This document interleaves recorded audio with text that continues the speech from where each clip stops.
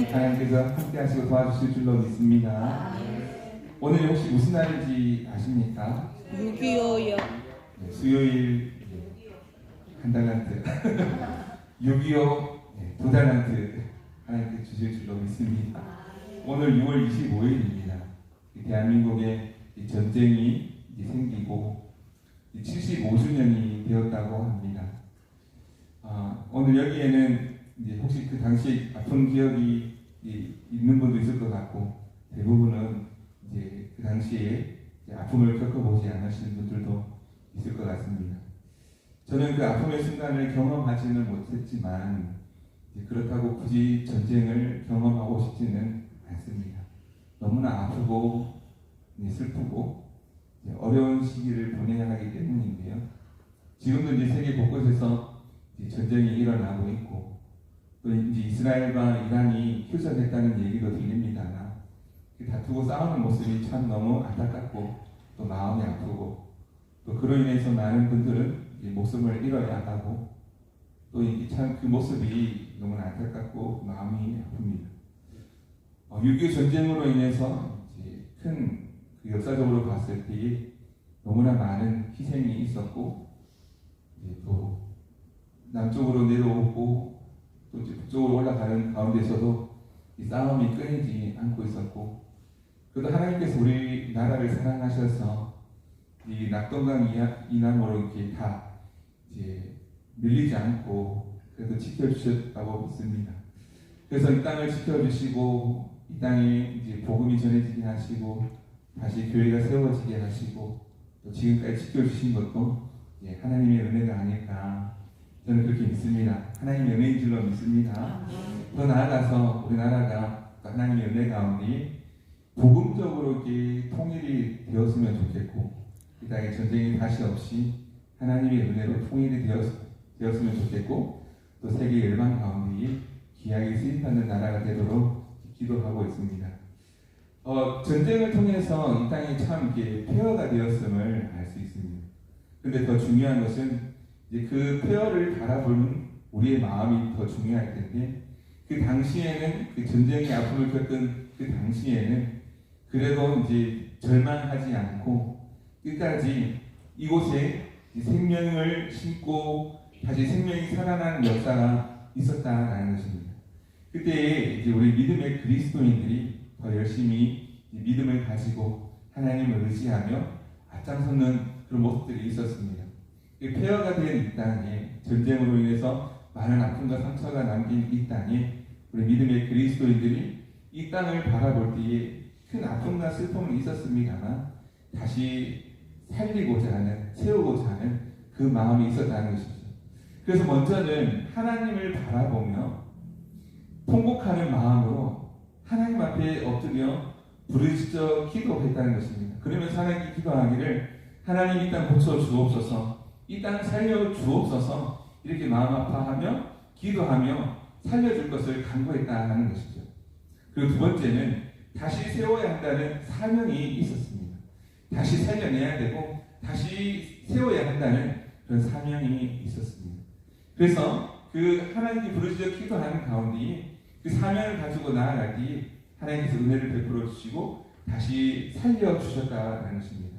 그리고 이 일을 위해서 한 사람만 희생한 것이 아니라, 몇 사람만 희생한 것이 아니라 모두가 마음을 모으고 뜻을 같이 하여서 이제 나라를 세우는 일에, 나라를 다시 살리는 일에 앞장서고 힘을 모았다는 것입니다. 한 마음이 되어지고 한 뜻 가운데에 이 모두가 동참하여서 폐허가 된 이 땅을 다시 세우고 살리는 일에 앞장섰다는 것이죠. 그렇게 믿음으로 나아가는 가운데에, 기도하는 가운데에 하나님께서 은혜를 베풀어 주시고, 하나님께서 살려주시고 세워주시고 또 경제 강국이 되게 하시고 지금까지 인도해 주심을 믿습니다. 우리가 지금 느헤미야의 말씀을 보고 있는데요. 느헤미야 때도 마치 이와 같습니다.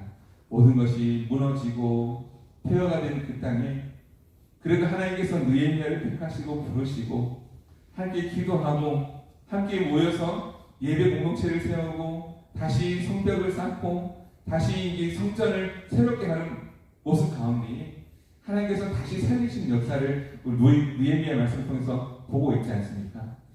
느헤미야 때는 항상 나라가 망할 때는 먼저 신앙이 무너졌던 것을 알 수 있습니다. 하나님을 대한 신뢰가 무너지고 하나님을 믿는 믿음이 약해지고 하나님을 등지고 외면할 때에 항상 나라가 망하는 결과가 있었습니다. 그런데 다시 나라를 세울 때는 하나님께서 어떻게 세우십니까?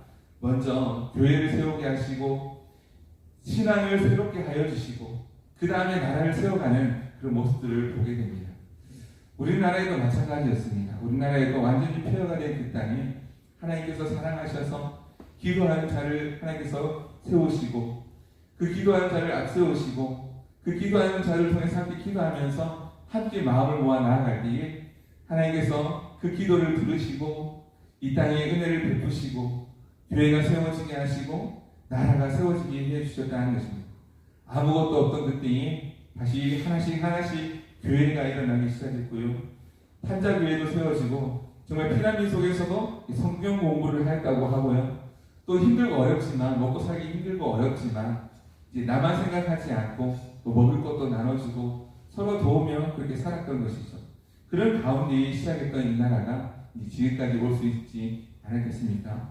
그래서 무엇보다도 중요한 것은 이제 신앙 공동체라는 것입니다.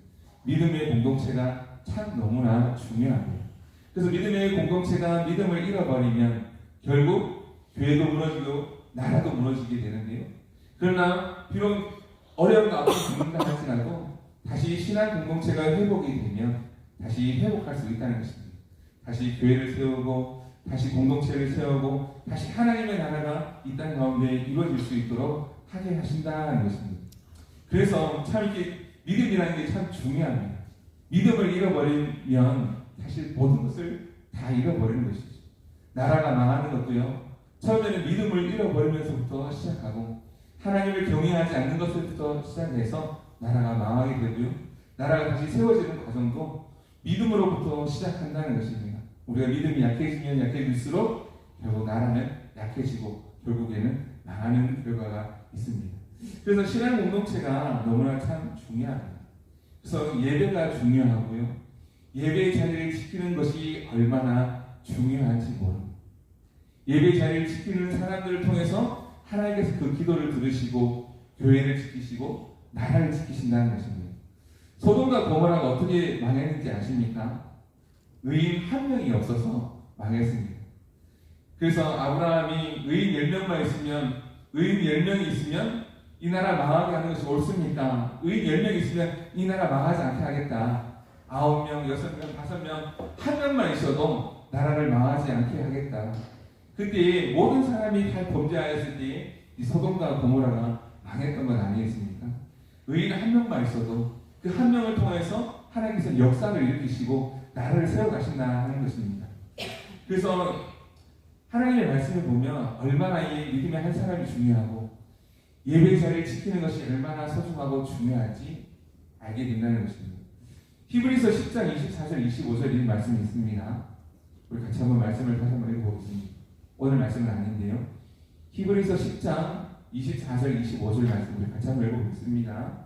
서로 돌아보아 사랑과 선행을 격려하며 모이기를 피하는 어떤 사람들의 습관과 같이 하지 말고 오직 권하여 그날이 가까움을 볼수록 더욱 그리하자. 아멘.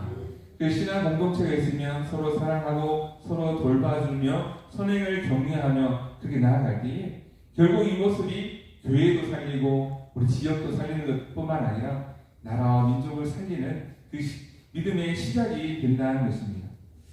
히브리서 말씀에 의하면 이 신앙 공동체가 중요한 이유가 있는데요. 첫째는 서로 격려할 수 있기 때문에 중요합니다. 전쟁의 상처, 절망, 트라우마는 이제 혼자 감당할 수 없지만 그래도 옆에 한 사람만 있어도 힘과 격려를 하며 서로 도와주면 쉽게 일어날 수 있는데 한 사람도 없으면 이제 완전히 망하겠죠. 두 번째, 하나님의 말씀을 통해서 우리가 다시 희망으로 나아갈 수 있기 때문에 같이 있는 것이 얼마나 중요한지 모릅니다. 그래서 하나님의 말씀을 들려주면서 절망이 소망이 되게 하고 아픔이 희망이 되게 도와줌으로 말미암아 다시 일어설 수 있는 그 계기가 될 수 있다는 것입니다. 그리고 다음 세대를 전승하는 것도 다음 세대를 세워가는 것도 우리가 함께 있어야 할 수 있는 것입니다. 우리 함께 마음을 모을 때 할 수 있는 일이다라는 것입니다. 그래서 함께 할 수 있는 것이 얼마나 중요한가. 그리고 우리 한 사람 한 사람이 믿음으로 사는 것이 얼마나 중요한가 하는 것입니다. 사진 한 장 한번 보여주시겠습니까? 사진. 이때가 이제 전쟁 직후였는데요. 저 나무에 있는 건물 하나가 무엇인지 아십니까? 예, 교회입니다. 교회.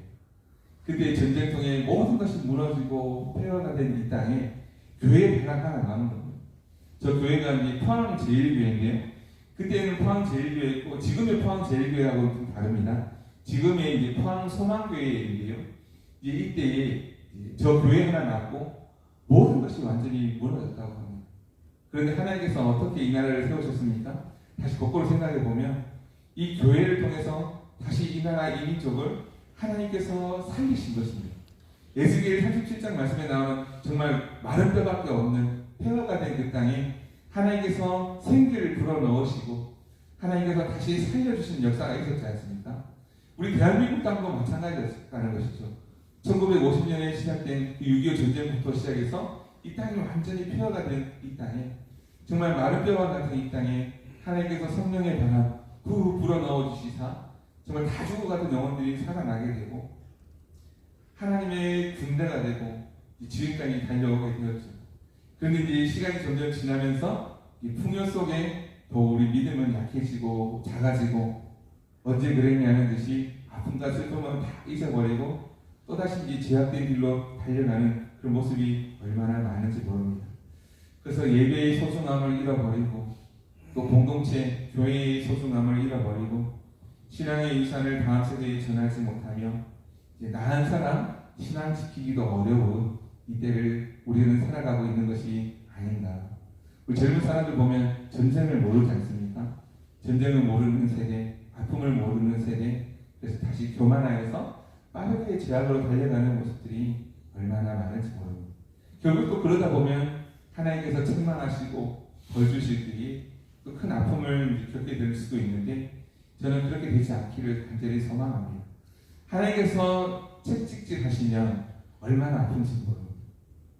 그러나 하나님께서 망하지 않게 하시는 이유는 예배하는 한 사람을 통하여서 그렇게 하지 않으신다는 것입니다. 예배 자리를 지키는 한 사람에 통하여서 예배 자리에서 한 사람의 그 기도를 통하여서 하나님께서는 그 기도를 들으시고 역사하시고 회복시켜 주신다 말씀하십니다. 6.25는 단순히 그냥 역사적 사건이 아니라 우리 신앙을 돌아보는 거울입니다. 우리는 그때처럼 기도해야 되지 않겠습니까? 그때처럼 함께 예배하며 신앙 공동체를 세울 때에 이 나라 민족도 소망이 있는 것이고 다시 전쟁의 아픔이 없을 것이며 하나님의 뜻 가운데 귀하게 쓰임받는 나라가 되지 않겠습니까? 그러나 하나님의 은혜는 다 잊어버리고 우리가 예배를 소중히 여기지 않는다면 또다시 우리는 그런 아픔의 길로 갈 수밖에 없다는 것이죠.